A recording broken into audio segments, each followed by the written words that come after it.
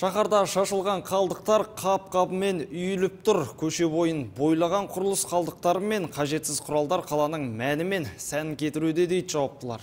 2 ай ішінде 600-ге жуық ескерту берілген. Айыппұл қалағандардың да саны артқан. Арна тілшісі көшенің тазалығын таразыға салатындармен бірге арнайы рейдтен келді. Назерке Тазабаева тарқатады. Мусор не ищем жирексоваться.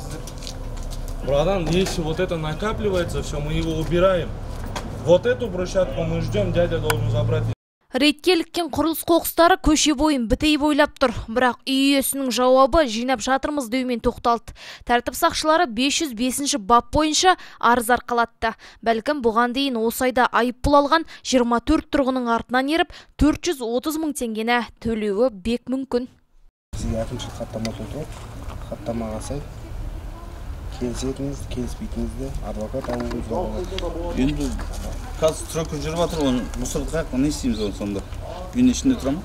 Кезекті үй, кезекті үйілген тау-тау қоқыс.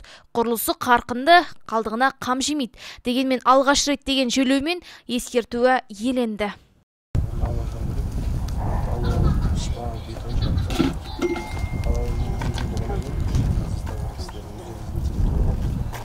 Ал бұл үйдің ауласында құрылыстың емес, малдан артылған қалдық үйілі жиылы тұр. Тазалық сақшылары тездетіп алып тастауын сұрап, ескертумен босатты. Тараз қаласына құрылыс қалдықтары тазалау бойынша бізде 2 айлық құрылыс қалдықтары бойынша тазалау жұмыстары жүргізілді. 1 айлық болып бекітілген болатын болды. Енді әкімнің тапсырмасына сәйкес тұрақты болып қалыптасуда. Жауаптылар тазалыққа тексеріс тұрақты жалғасатынын айтады. Салдыр салақ жауапсыздар назардан тыс қалмайды. Назерке Тазабаева, Ермек Кеншімбек, Айқын ақпарат.